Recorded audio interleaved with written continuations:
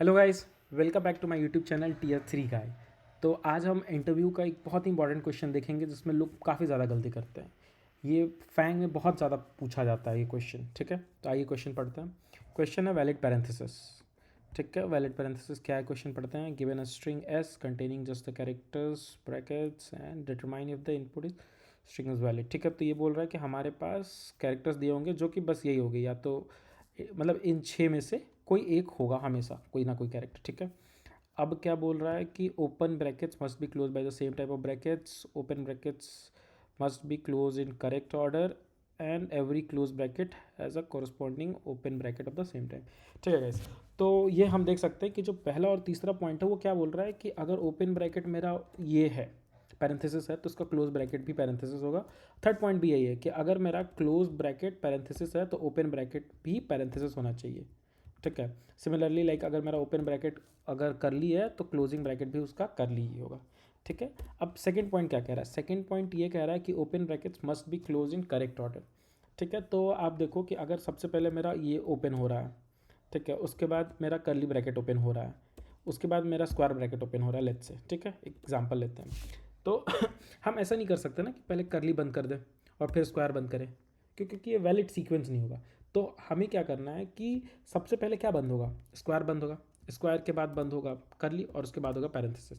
तो यहाँ पे ऑर्डर एकदम से सही होगा कि सबसे पहले ये पैरेंथेसिस आया था तो पैरेंथेसिस सबसे लास्ट में बंद होगा, ठीक है।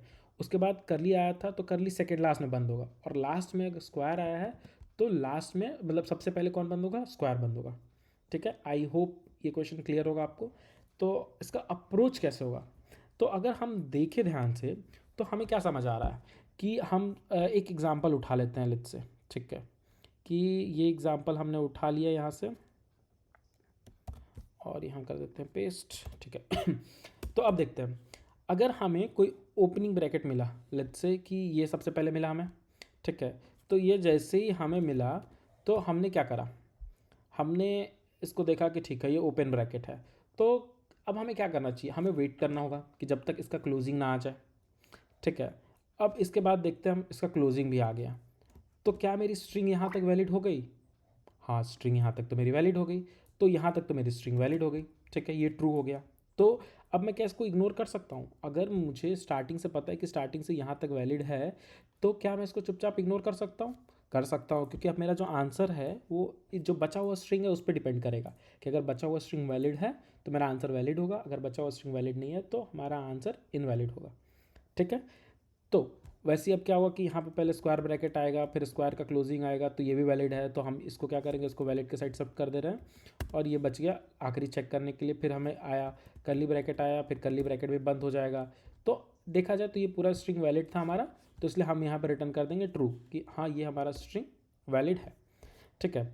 अब आओ देखते हैं, अगर एक इनवैलिड का केस ले लेते हैं कि ये है और इसके बाद लेट्स से कि ये है, ठीक है, और उसके बाद मान लेते हैं कि ये है। तो हम क्या करेंगे, और इसके पहले और अच्छा बनाने के लिए इसको यहाँ पे मान लेते हैं, ठीक है। तो सबसे पहले क्या होगा कि हमें सबसे पहले मिलेगा एक ओपनिंग स्क्वायर ब्रैकेट, ओपनिंग के बाद एक क्लोज स्क्वायर ब्रैकेट।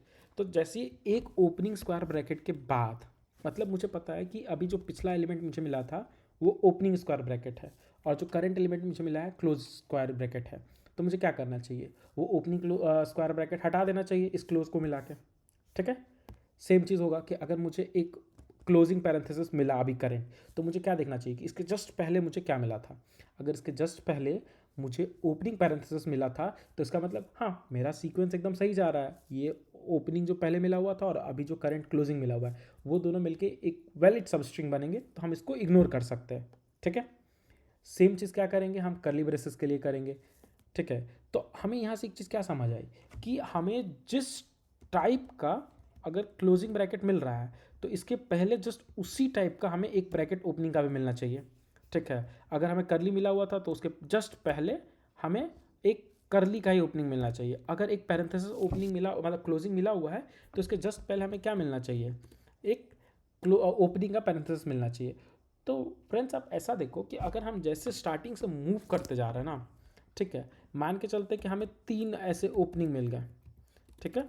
तो इसमें क्या ही होगा, हमें तीनों को स्टोर करना पड़ेगा क्योंकि हम अभी तक डिसाइड कर ही नहीं पा रहे हैं कि ये सीक्वेंस वैलिड है कि नहीं वैलिड है।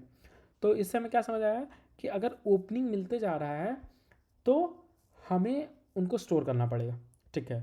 और एक और चीज़ क्या समझ है कि जैसे ही हमें क्लोजिंग मिलता है तो हमें क्लोजिंग से जस्ट पहले क्या मिला था वो देखना पड़ेगा। तो आप कुछ रिलेशन समझ रहे हो कि हमने जितने इंसर्ट करा था तो जो सबसे आखिरी में इंसर्ट करा था वो हमें देखना है। तो आपको ये समझ आएगा कि ये क्या है, लास्ट इन फर्स्ट आउट, मतलब ये सबसे आखिरी में जो गया था वही सबसे पहले चेक करेंगे हम, समझ रहे हो ना। तो ये साफ साफ दिख रहा है कि ये स्टैक का प्रॉब्लम है, ठीक है। थोड़ा और इलाबोरेट कर देते हैं ये कैसे हो जाएगा। एकदम इजी प्रॉब्लम है, टेंशन लेने की कोई बात ही नहीं है, ठीक है।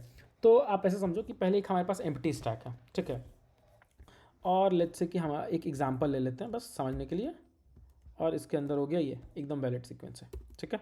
तो हम क्या करेंगे, सबसे पहले हमें क्या मिलेगा, ये मिलेगा, ठीक है। तो हमने स्टैक में ये डाल दिया, ठीक है। उसके बाद हमें फिर ये मिला, तो हम क्या करेंगे, हम स्टैक में इसको भी डाल देंगे, ठीक है। उसके बाद फिर हमें एक और ओपनिंग मिला तो हम स्टैक में इसको भी डाल देंगे, एक सेकेंड, हाँ इसको स्टैक में डाल दिया। अब इतना मिला, हमें फिर एक और ओपनिंग मिला तो हम इसको भी स्टैक में डाल दिया। अब जैसे ही क्लोजिंग मिला तो हमें पता है कि जैसे ही क्लोजिंग मिलेगा तो हमें क्या चेक करना है कि हमारा जो पिछला एलिमेंट जो कि स्टैक डॉट टॉप होगा वो सेम टाइप का क्लोजिंग होना चाहिए। आप समझ रहे हो ना, तभी वो वैलिड है। अगर यहाँ पे मान लो कि दूसरा क्लोजिंग होता तो वैलिड नहीं होता, ठीक है। तो अगर ये सेम टाइप का है तो वैलिड है, ठीक है। तो हम क्या करेंगे, इस केस में इसको पॉप कर देंगे, ठीक है, कि वैलिड सीक्वेंस था। अब सेम चीज़ उसके बाद हमें क्या मिलेगा, यहाँ पे ये वाला क्लोजिंग ब्रैकेट, इस क्लोजिंग ब्रैकेट के लिए क्या सेम टाइप का ओपनिंग ब्रैकेट है, हाँ है। तो अब क्या करेंगे, इन दोनों को हटा देंगे, ठीक है। अब मुझे मिला वापस इस टाइप का पैरेंथेसिस का क्लोजिंग ब्रैकेट, पैरेंथेसिस का ओपनिंग है, हाँ है, तो इसको भी हटा देंगे। फिर आखिरी जो बचा था क्लोजिंग पैरेंथेसिस था, और स्टैक में हमारा क्या बचा हुआ, ओपनिंग पैरेंथेसिस, क्या वैलिड है, हम इसको हटा देंगे। तो लास्ट में हमारे पास कुछ नहीं बचा। तो इसका मतलब क्या है कि जितनी भी चीज़ें थी, जितना भी स्ट्रिंग था मेरे पास वो वैलिड था, ठीक है। जो भी स्ट्रिंग था वो वैलिड था। तो इस केस में हमारा क्या आंसर होगा कि वो वैलिड है। पर अगर मान लो कि कभी मेरा ओपनिंग ऐसा होता और क्लोजिंग मुझे ये मिलता कि मतलब जब मुझे जैसे ये क्लोजिंग मिला मैंने स्टैक के टॉप पे चेक किया और मुझे ये मिल गया, तो क्या उस केस में वैलिड होगा, नहीं होगा। तो हम क्या रिटर्न कर देंगे, फॉल्स, ठीक है। अब मान लो कि कभी ये बस ऐसे हो जाता कि आखिरी में जैसे कि ये आया सबसे पहले, ठीक है, तो स्टैक में पुश होगा। अब सबसे उसके बाद क्या स्टैक में पुश होगा ये, ठीक है। अब जैसे ही क्लोजिंग मिलेगा तो हम क्या करेंगे, स्टैक का टॉप चेक करेंगे, हाँ सेम टाइप का ओपनिंग है तो हम इसको हटा देंगे। पर स्ट्रिंग खत्म होने के बाद भी स्टैक में हमारे एलिमेंट्स बच गए। तो इसका मतलब क्या है कि सबके लिए क्लोजिंग ब्रैकेट नहीं था, या तो सबके लिए ओपनिंग ब्रैकेट नहीं होगा, कुछ तो इशू रहा होगा ना। और हम क्लोजिंग को कभी पुश कर नहीं रहे, तो इसका मतलब क्या ही है कि कुछ ओपनिंग ब्रैकेट्स ही मेरे में बाकी रह गए हैं, ठीक है। तो दो केस में हम समझ आया कि आंसर वैलिड नहीं होगा, ठीक है। जो स्ट्रिंग है वो वैलिड नहीं होगा, कब, कि जब स्ट्रिंग में स्टैक में हमारा कुछ बच जाए, या फिर गलत टाइप का ओपनिंग ब्रैकेट हो किसी क्लोजिंग ब्रैकेट के लिए, ठीक है। आई होप कि आपको सॉल्यूशन क्लियर होगा। आओ कोड करते हैं इसको। तो सबसे पहले क्या करेंगे, हम सबसे पहले एक स्टैक बना लेंगे। किस टाइप का, हमें कैरेक्टर बाई कैरेक्टर जाना है तो हम इसमें कैर बना लेंगे, ठीक है। लेट्स से STK, ठीक है। अब हम क्या करेंगे कि फॉर ऑटो लूप चला लेंगे, इसमें से उठाते हैं एक एक करके कैरेक्टर। अब देखो अभी मैंने बताया कि अगर if C equals to opening type का ये हो, ठीक है, और C equals to opening type का ये हो, या तो C equals to opening square bracket हो, ठीक है। तो इस केस में क्या करना है, कुछ नहीं करना है, हमें बस स्टैक में आंख बंद करके डाल देना है, ठीक है। तो हमने स्टैक में इसको पुश कर दिया C को, ठीक है। एल्स अगर ऐसा नहीं है, ठीक है, ऐसा नहीं है तो इसका मतलब क्या है, इसका मतलब हो गया कि हमें एक टाइप का क्लोजिंग ब्रैकेट मिला है, ठीक है। तो हम ऐसा मान के चलते हैं कि किस केस में अब ये कंडीशन फेल होगी। मान के चलो कि हमें क्लोजिंग मिल गया, ठीक है, ओपनिंग तो मिला नहीं, तो मतलब हमें क्या मिला होगा कि क्लोजिंग मिल गया, ठीक है। तो हम क्या करेंगे कि इफ़ स्टैक एम्प्टी हो जाए, ठीक है, कि अगर स्टैक ही एम्प्टी हो जाए, ठीक है, तो इसका मतलब क्या है कि हमें अभी एक क्लोजिंग मिला पर उसका कोई ओपनिंग नहीं था, तो उस केस में भी क्या होगा, वैलिड नहीं होगा। या फिर जो स्टैक का टॉप है, स्टैक डॉट टॉप, वो इक्वल हो आपके, नहीं इक्वल मत करो, वो करो कि नॉट इक्वल हो आपका ये ओपनिंग पैरेंथेसिस का, एंड जो सी हो यहाँ पे वो इक्वल हो जाए आपके क्लोजिंग पैरेंथेसिस का, ठीक है। अब समझे? तो इस केस में क्या होगा कि ओपनिंग पैरेंथेसिस अलग था और यहाँ पे जो क्लोजिंग मिला है वो अलग था, तो ये वैलिड होगा? नहीं, इनवैलिड होगा। ठीक है, सेम चीज़ हम कर्ली ब्रेसेस के लिए भी लिख देंगे और स्क्वायर ब्रैकेट के लिए भी लिख देंगे। बस एक सेकेंड में इसको कर दिया कॉपी और ये हो गई पेस्ट। ठीक है, इसको ज़रा चेंज कर लेते हैं। यहाँ पे होगा कर्ली ब्रैकेट और यहाँ पे भी होगा कर्ली, यहाँ पे होगा स्क्वायर ब्रैकेट और यहाँ पे होगा स्क्वायर ब्रैकेट। तो इस केस में हम क्या कर सकते हैं फ्रेंड्स, चला सा मैं इसको थोड़ा वो कर देता हूँ ताकि देखने में ईजी रहेगा। ठीक है, तो अब हम यहाँ पे क्या कर सकते हैं कि सीधा सीधा रिटर्न कर सकते हैं फॉल्स, क्योंकि हमें पता है कि अब ये वैलिड हो ही नहीं सकता क्योंकि इनवैलिड हो गया। ठीक है, पर अगर ये भी कंडीशन फॉल्स हो गई तो इसका मतलब कि क्या ही है कि ना ही मेरा स्टैक अभी एम्प्टी है और ना ही ऐसे कोई अनमैचिंग पेयर्स है। इसका मतलब कि अगर सी ओपनिंग था पैरेंथेसिस का, सॉरी क्लोजिंग था पैरेंथेसिस का, तो स्टैक के टॉप में ओपनिंग होगा उसका पैरेंथेसिस का ही। ठीक है, सेम कर लिया और उसके लिए तो हम क्या कर देंगे कि बस स्टैक डॉट पॉप करा देंगे ऊपर से। ठीक है, तो इससे मेरा क्या होगा कि अगर मेरा वो होगा पैरेंथेसिस ओपनिंग का, ठीक है, तो उसके लिए वो ओपनिंग वाला पैरेंथेसिस पॉप आउट हो जाएगा। अगर क्लोजिंग था मेरा तो आप करली का, तो करली ब्रेसेस वाला पॉप आउट हो जाएगा। ठीक है, तो एक बार जब पूरा लूप चलने के बाद हमें पता है, अगर पूरा लूप चलने के बाद अगर एक सेकेंड फ्रेंड्स, मैंने शायद वो मिस्टेक कर दी है ब्रैकेट्स का, एक सेकेंड में देखता हूँ।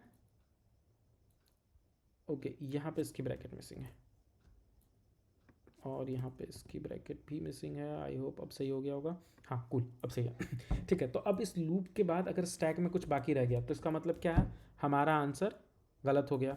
तो हम क्या कर देंगे सीधा सीधा कि अगर स्टैक डॉट एम्प्टी, अगर ये ट्रू है तो हमारा आंसर ट्रू, और अगर ये फॉल्स तो हमारा आंसर फॉल्स। सिंपल सा सॉल्यूशन है। टेस्ट केस रन करते हैं। ओके, ये गलत हो गया। आइए देखते हैं क्या गड़बड़ हो रही है इसमें, कि आउटपुट आ रहा है फॉल्स। हमने क्या गड़बड़ किया देखते हैं। अगर ये इनपुट होगा तो पुश कर दिया, एल्सिफ अगर स्टैक एम्प्टी हो गया या तो स्टैक का टॉप नॉट इक्वल टू ये है एंड सी इक्वल्स टू ये है and top not equals to curly braces and ये हो गया टॉप नॉट इक्वल्स टू ये एंड सी इक्वल्स टू ये है, तो रिटर्न, और नहीं तो स्टैक डॉट पॉप। ओके, क्या गड़बड़ हो रही है यहाँ देखे ज़रा। अगर यहाँ फॉल्स हो रहा है आउटपुट, तो एल्सिफ स्टैक डॉट एम्प्टी क्या ही हो रहा होगा। हमने यहाँ पुश कर दिया, ठीक है, अगर ये हो और नहीं तो ये कंडीशन हो, ये कंडीशन क्या हम कुछ मिस कर रहे हैं क्वेश्चन में। मुझे तो ऐसा नहीं लग रहा है कि क्वेश्चन में कुछ ऐसा मिस हो रहा है। देखते हैं। स्टैक डॉट पुश हो गया, सबसे पहले क्या मिला होगा इसको, ये मिला होगा तो इसने पुश कर दिया। ठीक है, उसके बाद स्टैक एम्प्टी है नहीं, तो क्या स्टैक का top equal not equal to ये और इक्वल नहीं, इक्वल टू है, तो return stack dot empty.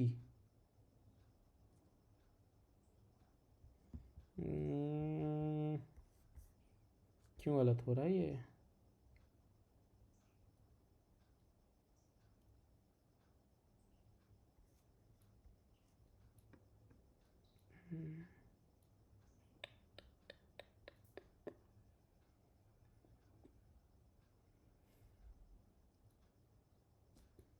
Condition गलत लिखी हुई है क्या फ्रेंड्स? कंडीशन तो सही लग रही है। Return false not stack dot empty, stack dot pop, तो ओके ठीक है। तो हमें क्या ये एल्स कंडीशन में जाएगा ना। बेसिकली ये क्या हो रहा था कि हमेशा इफ़ के बाद भी एग्जीक्यूट कर दे रहा था, पर हमें इफ़ के बाद तो एग्जीक्यूट नहीं करना ना, कि जब ये दोनों कंडीशन फॉल्स हो जाए तभी हमें पॉप करना था। ठीक है, अब एक बार कोड रन कर लेते हैं।